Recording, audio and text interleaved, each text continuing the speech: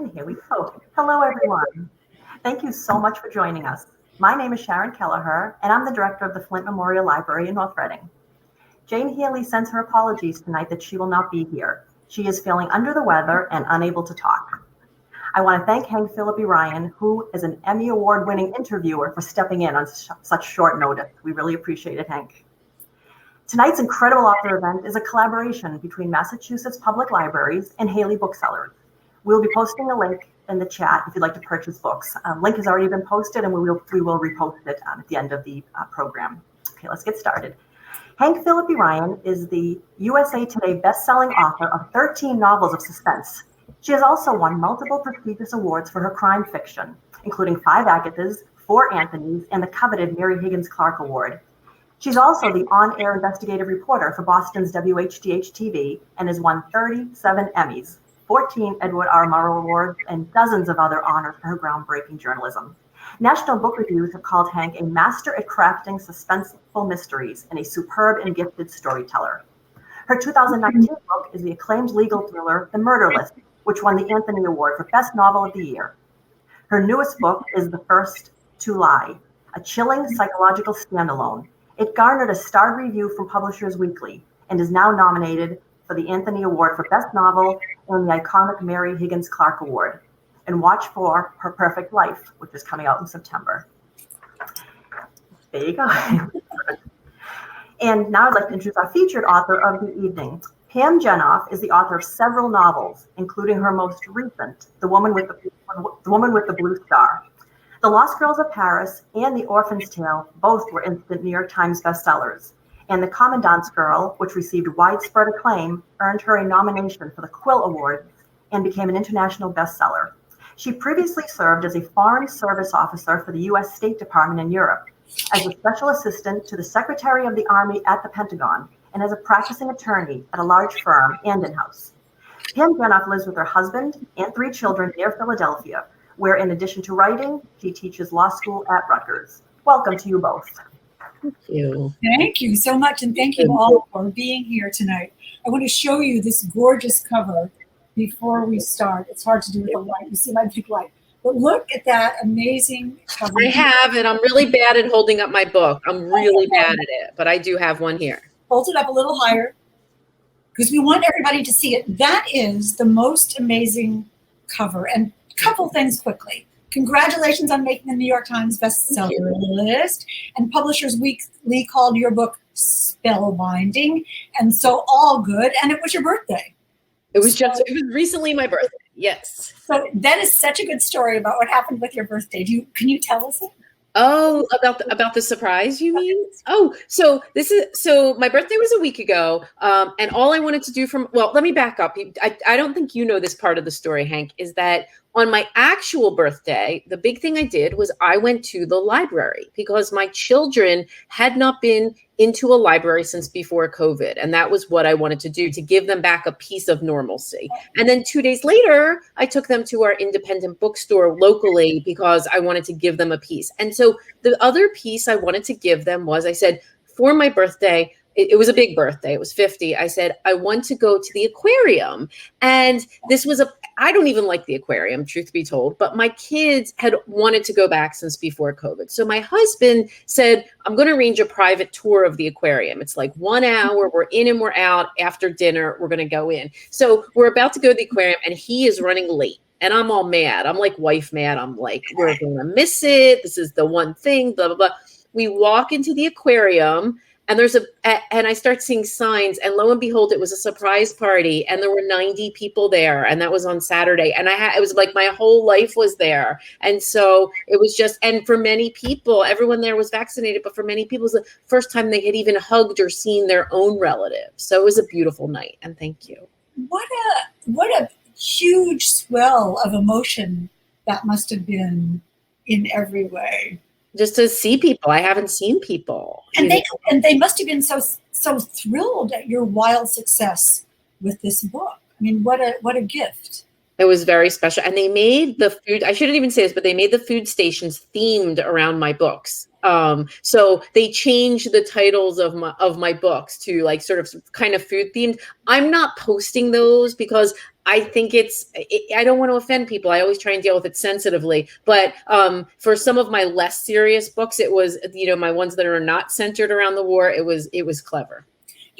Interestingly, and I'm not surprised you say that, because one of the things I read about in the reaction to your books, not just The Woman with the Blue Star, but all of your historical novels, is how respectful you are of history. Talk a little bit about that. These are very tough stories, and they're being used as fiction, but there's this core of reality that's heartbreaking and difficult and that we didn't live through. Talk about that respect. I know you have a master's in history, so talk about that respect. I will. So the master's in history, I went to Cambridge, but it was a long time ago. And what that gave me in particular was the ability to attempt a manuscript, right? This is a separate thing, but because I had to write a master's thesis, which was like a phone book. And then I said, well, I can do that. I can make it to the novel. But the love and the respect for the history comes from the years I spent in Poland. And I apologize, Hank, but because I teach law school by day, I have no short answers. So I'm like, I go on and on. I was sent to Poland in 1996 as a diplomat for the U.S. State Department. And I didn't go there to work on the war. I went there to stamp visas and passports and help Americans when they got in trouble. But right at that moment, Poland and its neighbors had come out of a half century of communism. And during the communist era, they had no free speech and they were cut off from the West. And so they never resolved their issues from the Holocaust. They were largely frozen in time. And when we get to the mid-90s and Poland is a democracy that wants to join NATO and the European Union, they had to sort of grapple with their history. And yes, so when I showed up in Poland, I was young. I was in my early 20s and alone, no cell phones, no internet back then. And so I gravitated toward the Jewish community because I'm Jewish. And the survivors kind of took me in. I was at their synagogue every Friday night, and they became like grandparents to me. So I don't tell their stories. I write fiction. But my books are a love song to those people. And so that's where the respect really starts. It's interesting and it's so powerful because these stories cannot be lost. My dad was taken prisoner in the Battle of the Bulge, and he wouldn't talk about it. And I kept thinking, I don't want to make him talk about it. I didn't want to make him talk about it, but I kept feeling that stories are gone. Stories are being missed. And that is one of the most powerful things about The Woman with the Blue Star. Oops, which I just lost the cover on here. I got it. I can hold it. Okay. I may cue you to hold it up. One of the most powerful things about The Woman with the Blue Star is how that began with a real life thing. Talk about the incident that sort of gave you, was there a moment that you thought, oh, this is my book? There was. So I for historical fiction, although I'm very steeped in the era, I do go looking for the story and the right story. And how I know I'm on the right track is the gasp or the aha moment. So if I'm researching either in a book or like digging around on the internet, and I find a story that is so untold that after 25 years of working with the war, it makes me gasp, then I'm like, that my readers will feel the same way. And so that's always the starting point. And in this story, it was discovering that a group of Jewish people survived World War II by living in a sewer. So they didn't run through on their way out of town. They lived in that sewer in Lviv, Poland for more than a year. And I heard this and I had so many questions, who were they? How did they survive? And what was it like? And who had helped them? And in particular, there was an anecdote, a true story of a young girl in the sewer who looked up through the grate and she saw a girl her own age buying flowers. And she was struck by the disparity between their lives. Her mother said to her, someday there will be flowers for you. It was this promise. And so that was the jumping off point for me. I thought, what if the girl in the sewer and the girl on the street had the chance to meet one another? And what would that have meant for both of their lives? Sometimes, you bring tears to my eyes, even with that story. And all of you who are going to buy this book, if you haven't already, no pressure, it's just Pam's career. If you look at the cover, you don't know whether it's a view from beneath or a view from the street. Is it someone looking up or is it someone looking down? And the duality of that cover and the duality of the 2 points of view in the book is so perfectly depicted on the cover. Well, thank you. You know, it was interesting. I mean, obviously, I don't know how you feel, Hank, as a writer. I don't have a lot of say in covers. I'm being really candid. Like, by the time I give them some ideas, and by the time a covers come to me, it's pretty well formed. It can change, but but I love this cover, and I love that I at least, you know, it's like one of those pictures where you say, "Do you see the woman?" or "Do you see?" Right? Because when I first saw this cover, I saw it looking down, and it takes a while to stare at this puddle here and realize that there's also someone looking up. I agree with you. And so I just got goosebumps thinking about that. And then you see the scary airplane reflected in the water. So, you know, and that could be either way too. But I know everybody in the audience, and welcome to all of you, is saying to themselves, living in a sewer? How I mean, I imagine a sewer as, and I don't know anything about this. Sure. I imagine a sewer as a pipe, you know, a yucky, horrible pipe that's just, you know, in a line.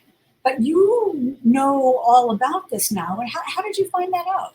Well, you know, when you're writing historical fiction, first of all, you have to decide, do you want to spend a year or two with the subject, right? Like when I wrote The Orphan's Tale, which is about a circus that sheltered Jews, I said, I'm not really a circus fan. Do I want to do this? And certainly that was the case with the sewers. I had to say, all right, I'm going to spend a year with the sewer. Also for historical fiction, if you're very lucky, you find a book. Like you use many sources, but sometimes there's like the book on a project. So when I wrote, when I wrote The Orphan's Tale, there was this book about Jewish circus dynasties. Who knew? But when I wrote this book, there's a wonderful nonfiction book called In the Sewers of Lviv by Robert Marshall. And it's a nonfiction book about the people in the sewers. And it had all the details. It had how they went down, how much light they had, did they have water, and, you know, all of the things, all the dangers they faced, like drowning and everything else. And it described a lot the physical element of the sewer. So in Lviv, the sewer runs under the city to this big river, and there are pipes, and I have pictures of it up on my, you know, my Facebook page, there are pipes that are as big as like a tunnel you could drive your car through, with a raging river in it that you could drown in. And there are pipes called 40s because they're only 40 inches in diameter that are so narrow you would have to like lay down and shimmy. So I learned about the sewer. Then I changed my book to be set in Krakow, Poland, not Lviv. And so I had to turn around and make sure all of this detail would also be accurate for Krakow. But when you know, so you get this idea, this moment where you think, oh my golly, they lived in a sewer, and oh my golly, there was this connection. How did you mine that connection between the girl who was beneath and the girl who was above? So the connection is fictitious because I write fiction, and those two girls, I have no reason to believe or knowledge that they ever interacted in any way. But I will tell you, I always tell like the gritty underside of writing, right? Right, Hank? We like tell it like it is. So I wrote a first draft of this book that was a total stinker. For the first time in 11 books, I handed it to my editor, and she was like, no. And it was, right? Because you think of those thousands of hours you've just spent that are going to go away when you realize that 95% of the book must be rewritten. And this actually happened. And the reason I'm telling you this now is because one of the biggest changes is my first draft only told the book from Sadie's point of view in the sewer. And it was my editor who said, we need to see Ella too. We need to see the girl on the street who's not Jewish, but is living through great hardships of her own. And so when I rewrote the book, that's when it became multifaceted and multidimensional. And it's so interesting because when you read the book, it seems like, well, it must have been like this all the time because the structure is so perfect and the duality is so perfect and the balance is so perfect. Because Sadie is hiding in the sewer, Ella is above ground, but they're both trapped by their circumstances and by their lives. talk a little bit about the balance between, what does trapped mean and how people make decisions in a war. I mean, this is not Sadie's decision Sadie's need and her family's need to live in the sewer, and Ella's family's situation being not Jewish, but having to make other kinds of decisions. Talk a little bit about how that came to be. Sure. So Sadie is Jewish, and she's very much trapped in a physical sense. So she was forced with her family from their apartment to the ghetto in Krakow. And then when the ghetto is liquidated, they quite literally go through a hole below their toilet into the sewer. This was a plan her father had devised with the help of a sewer worker, so they avoid the liquidation, they avoid the arrest and being taken to the camp. And so she's underground, and she also becomes increasingly isolated through a series of misfortunes. So she's quite alone down there, trapped. Now, Ella, conversely, is not trapped in a physical setting. She is not Jewish. She is not being persecuted. And she comes from an affluent family. So at first blush, he really seems to have things quite well. However, Ella has lost all of her family except for her really awful stepmother, who is consorting with the Germans, and her fiance, who she thought was off fighting in the war and has come back without telling her for reasons that become clear. And so she's trapped in this kind of, I guess, in her house, but also in this emotional isolation. And so when she sees Sadie, she starts to make these choices. But I'm glad you talked about individual choice as part of that question. I'm always fascinated by that question, especially during the war. What makes one person help and another person stand by and another person collaborate? And so I always want to explore those individual choices and gray areas in my book. What makes the stepmother collaborate, and what makes the sewer worker help, and what will Ella do herself? Because in a war, when you think about World War II, and it's this huge thing that happened worldwide, but really it's made up of individual people deciding individual things for whatever reason in their own lives. And we all, when I think about, I would have been hiding in the sewer. I'm Jewish. Where would I have gone? My family was from Poland. What would I have done? Where would I have gone? What would have happened to me? What would I do? And I think every person who reads this book is going to pick each character and think, what would I have done in that situation? When you write that, yes, how do you, is it sort of method acting for you? Is it method acting plus history? How did you make the decisions for each person? What did you learn about that?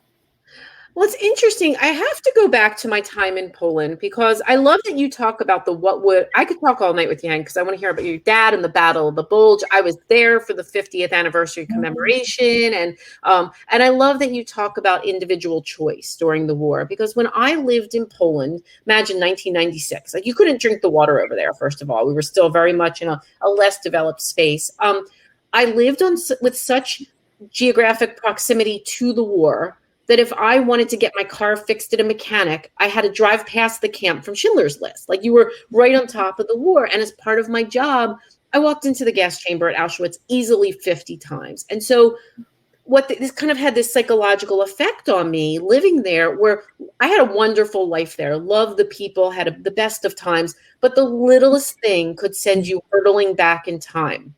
You hear a police siren, and it's one of those old World War II sirens, and then you see a crowd gathering for something totally innocuous, and suddenly you want to go hide in your basement.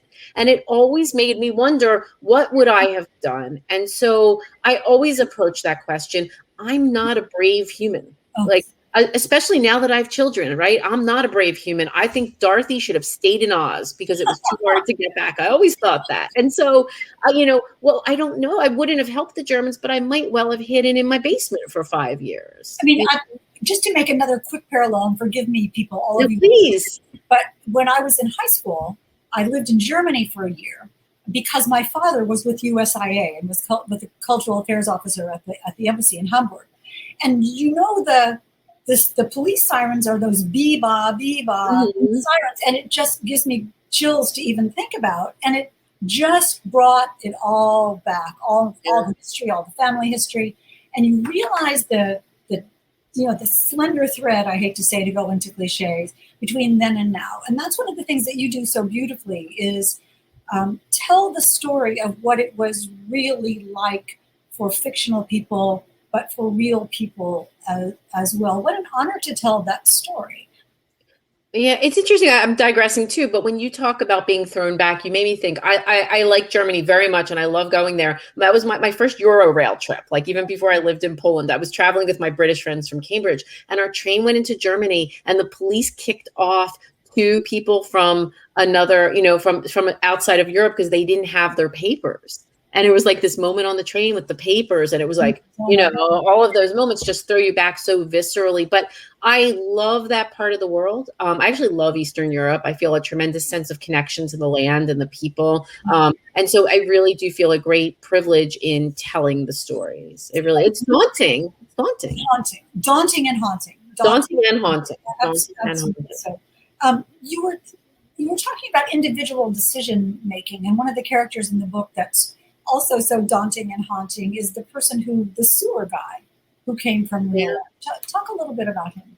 So in real life, there was a sewer worker named Leopold. My character is named Pavel. And Leopold was a sewer worker, but he didn't have a particularly honorable background. Before that, he had been a thief. Like he was just an ordinary guy, and he had struck up a connection with one of the Jewish people who would go into the sewer, and they devised this plan. And initially the families were paying him so he would bring them food and et cetera in the sewer. They ran out of money and they didn't know what he would do. And he kept bringing them food. And he and his wife would have to go to markets all over the city to get a bit of food here and a bit of food there so that they wouldn't attract attention. They were risking their own lives. He set up this system where if he had to let the Germans patrol the sewer, he would like swing a lantern in a circular motion so they'd know to hide if they could hide. He was this great hero. He brought them books. He brought them things for their Sabbath. And so my character is fictitious, but there was a real life gentleman like this who tragically died within a couple years after the war in real life. He was biking with his young daughter and a truck came barreling toward them and he pushed the daughter out of the way so she wouldn't get hit and he died. So even then he died a hero. What a heroic person throughout. And think of I'm saying to you, think of the tension, think of the pressure, think of the stress, think of the, as you have written so gorgeously, at every moment of their lives, something, whether it was a flood or the Gestapo or starvation or drowning, at every single moment of their lives, something could kill them. Mm-hmm. Or what was it like to write that? And you're a mom. You're privileged and wonderful and a law professor and a lawyer and a diplomat. And here you are. Did it really take you back? What was it like to write? I mean, it's very hard to write and you sort of have to do that. Now, I'm a pantser, plotters and pantsers. Like I'm one who writes by the seat of my pants. So when I'm normally writing, I go like this. I just go, and all these words come out in a random order. It's terrible. You have to edit it. When I'm doing a really critical scene, and I'm going to go back, I keep going to The Orphan's Tale tonight for some reason, but that book opens with a boxcar of babies. And that is based on a true story of a train of children taken too young to know their own names. So in my book, the main character there stumbles upon this train of babies. And to write that scene, I felt like I was going to have to metaphorically put my own small children on that train. And so I could only write that scene once. Like I couldn't pants that. That had to be, they say in the movies, like done in a single take, right? That had to be done in a single take. So really critical scenes like that, I would really try and get right once. Otherwise, I just pants the guts of it and then fix it up later. Well, the scene that, and I'm not giving anything away, chapter 1 of the book, when Sadie has sneaked out of the attic where she's hiding, and stuff happens, and then really bad stuff happens. Yeah. My heart was pounding so fast when I was reading that chapter 1. Right. Was that one of the ones that you had to do once? Could you imagine hiding in that trunk? Could you imagine the footsteps? Could you imagine the sounds? And then her mother Oh, right. Yeah, no, I would definitely have to have done that one in real life. And I must say, and I'm going to give a little away because it's only chapter one. What's going on in chapter one is Sadie is hiding from the Germans. Her parents are off at work. When the Germans come, she hides in a large sort of steamer trunk thing that she can fit in. Her mother comes back and thinks she's been taken by the Germans and prepares to commit suicide by jumping from this upper floor window because she thinks her daughter is gone. And Sadie gets out of the trunk. She's sort of stuck there and she gets out just in time to stop her mother from doing that. But it is from real history that there were these mothers who, upon finding their children gone, jumped. So that is actual history. Just so you know what we're talking about chapter one of The Woman with the Blue Star, which I know is absolutely irresistible. And you're making me good at holding up the book. See, I'll tell you why I didn't get good at holding up the book, because on Zoom, I use a fake living room. And in a fake living room, if you try and hide something up, it like fades into the background. It does what my son calls de-resing. So that's why I'm never good at holding up the book, because it would fade out. Yes. But you can practice. You're doing a very good job. I live in squalor. That's why you can't see anything behind me. This is one of the good things about Zoom. You know, you can just put anything up in the background and it looks like you're on the beach or someplace. It is, but not on Crowdcast. I had a really hard time at my book launch with these other programs because I was like, what am I going to do? We didn't have time to paint. I was like, am I going to go to the shore to do Zooms? Like, what am I going to do? And somebody said, Shoji screen. Yes. Perfect. I mean, aren't you all glad that we're hearing, you are hearing the real stuff? This is the real inside. I always tell the real stuff. Tour. That's going on here. But when you start the book, you start the book with a prologue, which happens in 2016, which is clearly meant to be now. Yes. Where someone is going back to meet or thinks she's going to meet someone. Why did you decide to start with that prologue why did you decide to start with that prologue? It's always a hard question. I mean, I write straight historical fiction, and I've tried the like past, present format. I wrote that in a couple books, and that was interesting. But sometimes it's not easier, but more effective to just bookend, right? And I've done that for a few projects where the opening and the closing are in the present day. It gives you some relevance to the reader, and it lets us kind of open a door. And often that prologue will pose a question that is then answered in the epilogue at the end of the book. And it'll have more resonance than if you just tell the story straight. Did you write that first or did you put that on after you? Well, so I'm being a pantser. There's not much of a first, right? Because the whole book kind of comes out at once. So somebody said that plotters, they use this nice scaffolding, but being a pantser is more of an archaeological dig. Like you pick up an object and you're dusting it off and trying to figure out what it is. So when I throw down words, all the words come out at once. They might be from chapter 1 or chapter 37. I don't always know. But usually I have an opening image that I start with. And I have some idea where the end will go. And then in between, there are these kind of lighthouses, right? These high moments that you can see to guide you along the way.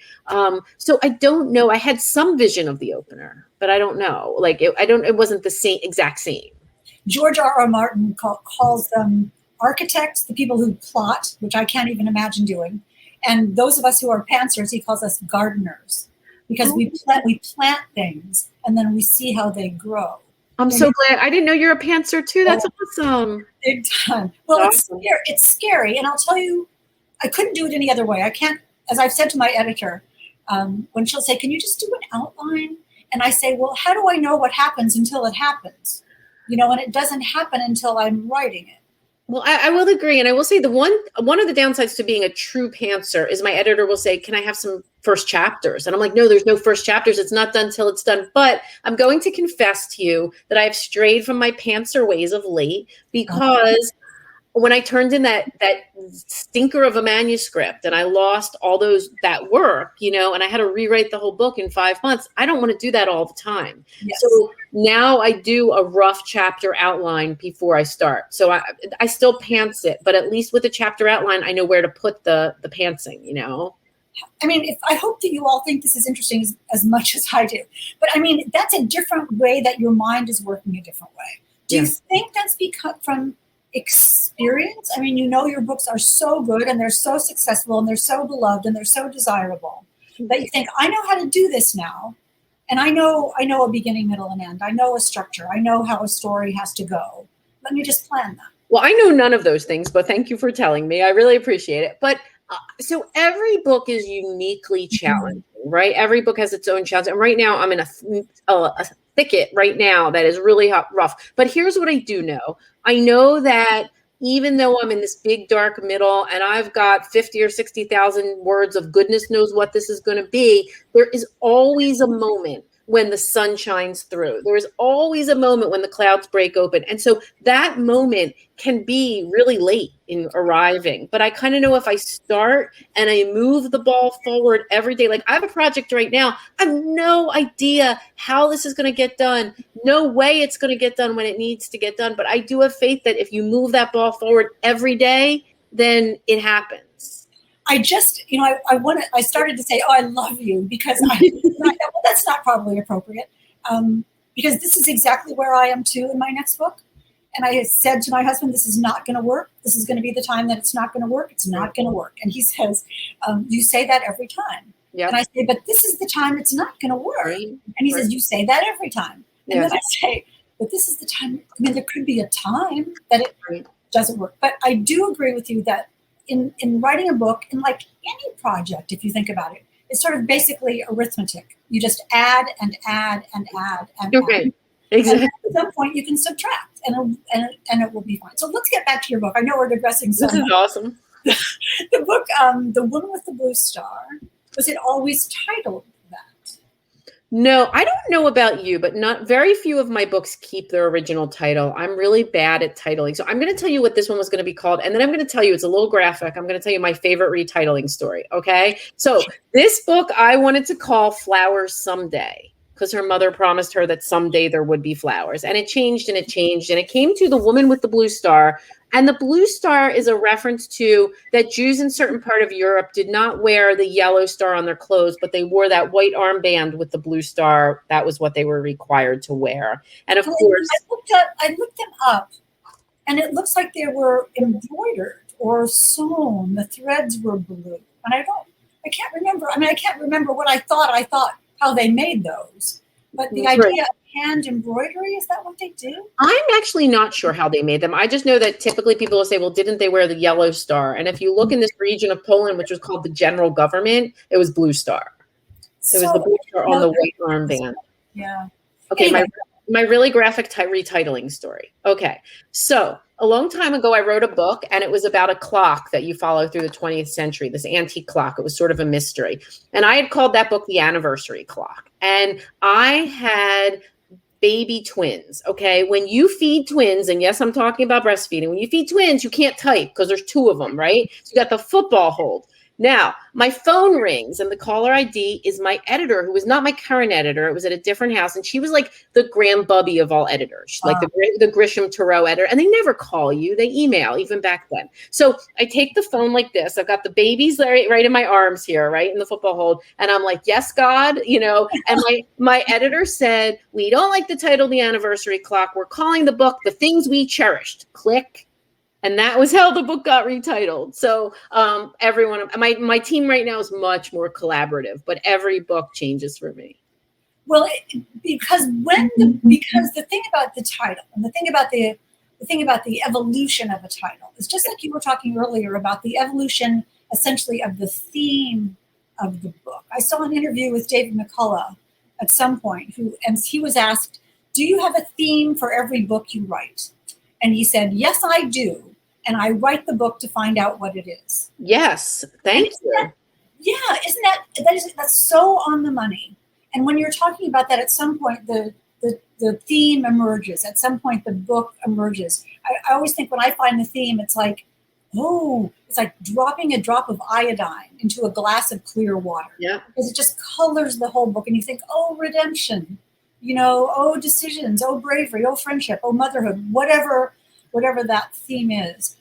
What do you think the theme turned out to be in this book? Resilience or bravery or love or persistence? I have two themes. One that's very specific to this book, and one which I have evolved to more globally. But you're exactly right, and David McCulloch's exactly right. I don't set out to write theme. It's always afterward when I'm like writing the author's note, or perhaps talking to viewers, talking to readers, who say, "Yeah, well, the book's really about this," and I'm like, "Oh yes, it really is." So when I wrote, this book was written during the pandemic. I started the rewrite in December of 2019. And so the big rewrite went right through the middle of the pandemic. And I found myself writing a book about people who were in isolation. Well, we were in isolation. And I don't compare what we went through to the Holocaust in any way, shape, or form, but we were isolated and seeking connection, just like Sadie was isolated and seeking connection. And we were asking ourselves questions, especially as mothers, that we never thought we would have to ask about, like, can I get meat? Can I get toilet paper? How am I going to educate my children? And it made me think of what those mothers went through when their lives changed in an instant and they had to fend for their families. So that's very specific to this book. What I love about theme in writing the war is that you take these people, these women who would have lived very different lives but for the war, and they're changed and they're tested, and they never would have met each other, right? And so I'm interested in bringing those people together and transcending the otherness that they would experience in their lives. And so, especially for our daily lives today and everything we're all going through, if my reader can look at two characters who are different, and they can empathize with them and see how they transcend, it removes some of the otherness in our lives. I hear you completely, and I think this book is so much about the relationship between the two women, who each of them sort of needs the other. Each of them sort of opens their hearts, their minds, their imaginations to the other. Yes. And I think it helps all of us. I think reading this makes things better for us if we do it right, I mean, the pandemic happened so quickly. One day our lives were like one thing, and then suddenly they were like another thing. And what happened to you, especially with this book, pulled the rug out from under you in such a crazy way. Yeah. So I don't know if you read my author's note about this, but my pandemic story was super, super wacky.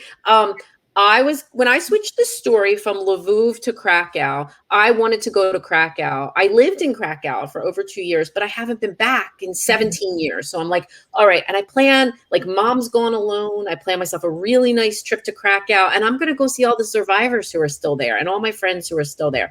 And I booked my plane ticket for March 11th, 2020.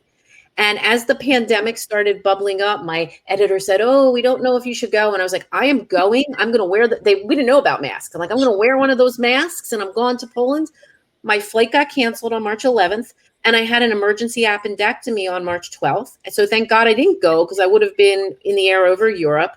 I came home from the hospital the next day, and it was Rip Van Winkle. The whole world had shut down. I never saw the kids' last day of school. My husband had put the groceries on delivery, and we didn't leave the house for 6 months. And so it was this shock to the system. And I definitely felt that in the writing. They played that in. The precariousness of our human lives. Yeah. Precariousness of every moment of every day, that we think we're in control, and we think that tomorrow is just going to be like today. And then that moment when it isn't, the moment when you're looking up from a sewer and being sort of grateful that you got to live there. Yeah. Or when you're looking out your front window. We had a period of time where we didn't even go out front. If you think back, I was like, and that shock of, like, not on a Holocaust level, but like, they took our schools, they took our playgrounds, and it was just this complete moment of surreal, a surreal moment for all of us. And the idea that, I feel so lucky that we're all here right now, that we all sort of survived through this. And there were days that I was terrified and days that I felt brave. I don't want to leave you tonight without asking you just a tiny bit more. I know people are saying yeah, but Hank, they lived in a sewer. How did they? I mean, they just disappeared from their regular life and lived underground. Didn't people miss them? Didn't people think, wait a minute, where did that person go? Well, in my story, so there were, when you were in the ghetto, living in these close quarters, and obviously everyone was documented, there would be these awful things called actions. And that was when the Germans would come through and round up a group of people. And then there was something more dramatic, even and more horrifying, called liquidation, when they would just close all of a ghetto or a section of a ghetto, and they'd come through and like dragnet everybody. So in my story, the point at which they go underground is during that massive liquidation. And so in the chaos of it, they, not that people wouldn't look for them, not that there might not have been reprisals against those who did not escape when they realized some people were missing, but the idea is that in that mass chaos, they were able to slip away as the transit was happening. And then no one knew what had happened to them. You would never be able to know what had happened to them. It's really such a chilling story. Jodi Picoult, I love it. The blurb from Jodi Picoult called it meticulously researched. What's your secret for research? Let me just tell you quickly. Tess Gerritsen always talks about when an author's research slip is showing, when they've just, by golly, learned about medieval armor and that's going to be in the book no matter what, I love that. Your books are not like that. Your books are seamlessly cinematic. Is that just because you're such a good writer? How do you think about that? I'm not. So honestly, I always say with historical fiction. So first of all, I was once on a panel with authors who write modern fiction. And one of the authors said, yeah, just kind of turn on the computer and start writing. And I did this like double take because, with historical fiction, we have this other job. And so I always say that there are 3 questions for historical fiction. How do you do the research? How do you weave the research in? That's Tessa's slip showing without having a big dump of material. And then how do you not screw up the research? Because I'm going to be honest, I have had a mistake in just about every one of my books. And for this book, I do all my own research. But for this book, I had a historical fiction fact checker. I have a Krakow expert. I have a language person, and the mistakes will still be all mine, So the way you weave it in is you recognize what is not part of your main story. And you make it part of the backstory. So if you remember, I mentioned in The Orphan's Tale, I found a great book about Jewish circus dynasties. That was not my story, but it was so fascinating that it had to become one of the characters' family history. And you have done a good job weaving in history when a publicist says, like, can I get that blurb about the Jewish circus dynasties? And you go back and you read your manuscript and you realize there isn't one because you wove it in. So that's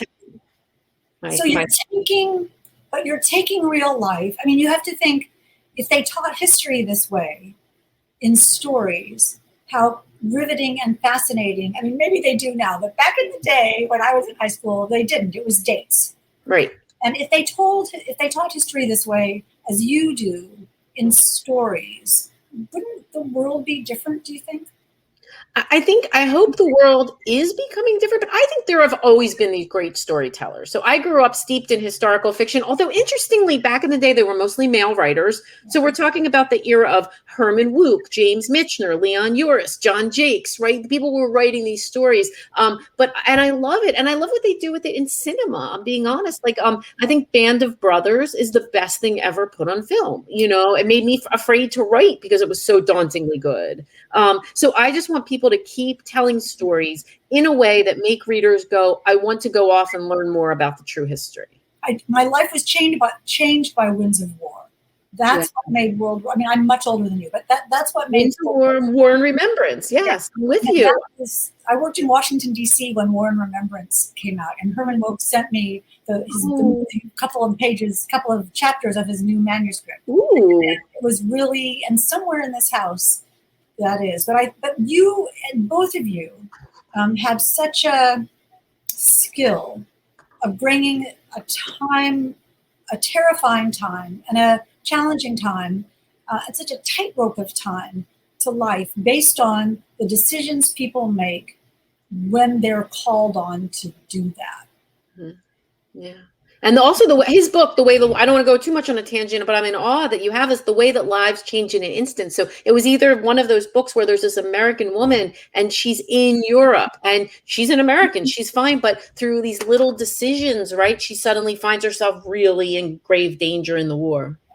And that's a personal story. And that's what you tell so beautifully. Yeah. I want to make sure that we get, I haven't seen any questions, except for this is a great interview. I hope this is being recorded. Thank you. And then, yes, indeed it is. And if you have questions, please put them in the chat. If we have time, that we will answer them. But I want to know about you personally, if I could ask, did you always want to be a writer?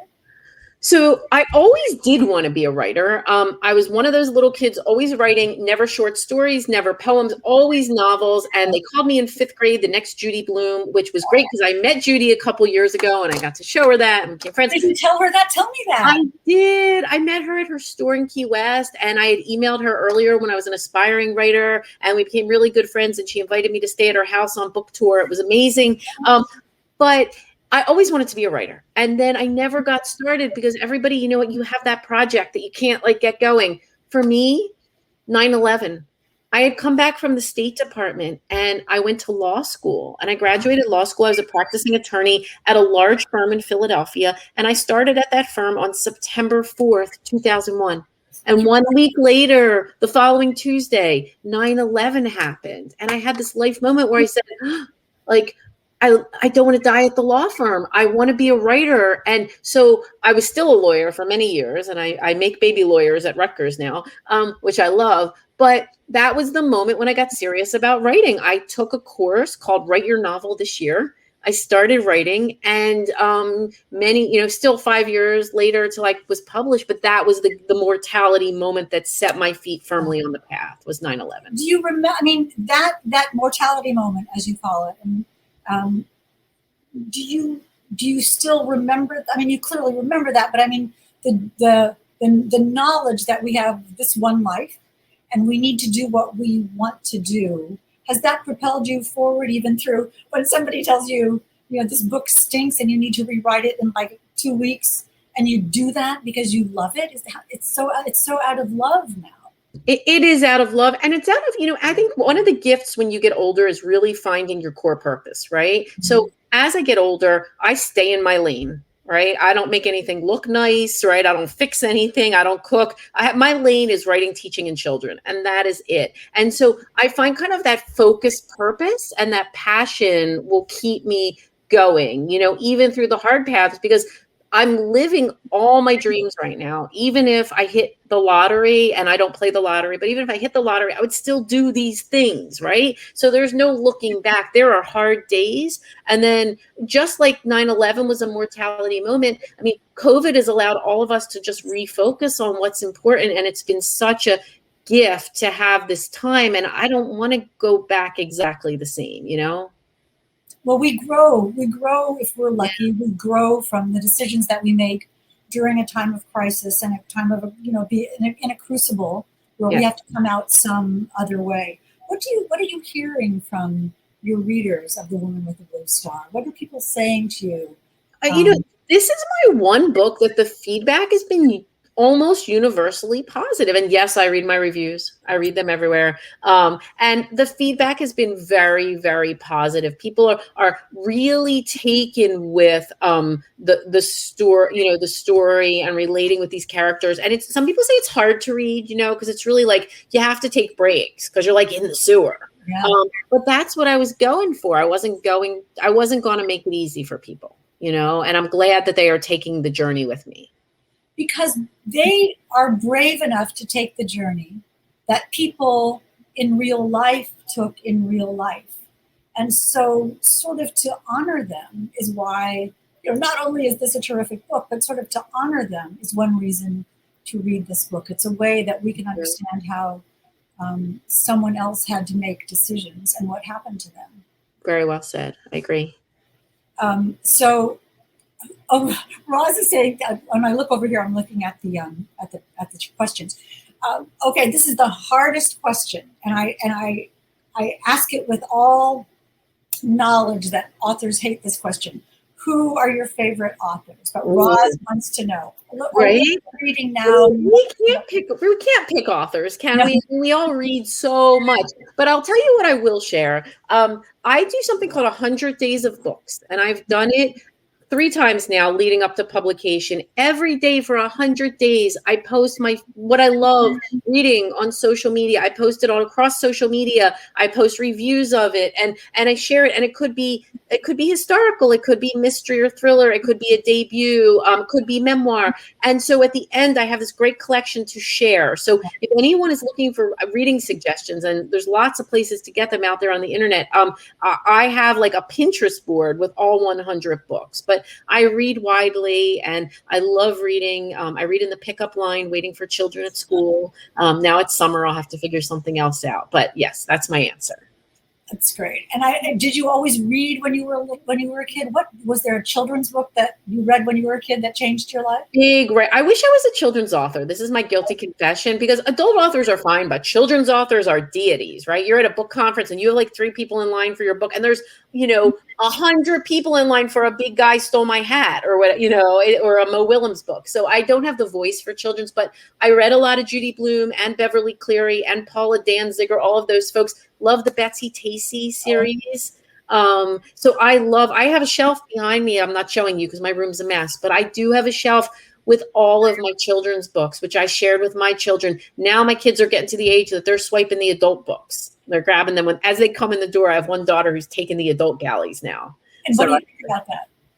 I'm fine with it. I mean, I want to make sure I know the subject matter, but she just swiped Jenna Blum's forthcoming Woodrow on the Bench, and she also took Pack Up the Moon by Kristen Higgins for me. So, yes. Fantastic. Well, she will have a wonderful time. Yeah. I want to thank you for not putting spoilers in the chat. You all don't do that.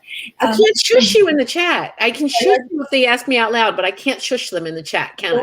We'll do that. I know it's just because people are so into the books. So don't look at that. Marge says, thank you, Marge. The journey truly tested my claustrophobia, evidence of your incredible writing skills. Do you write in the morning, in the night?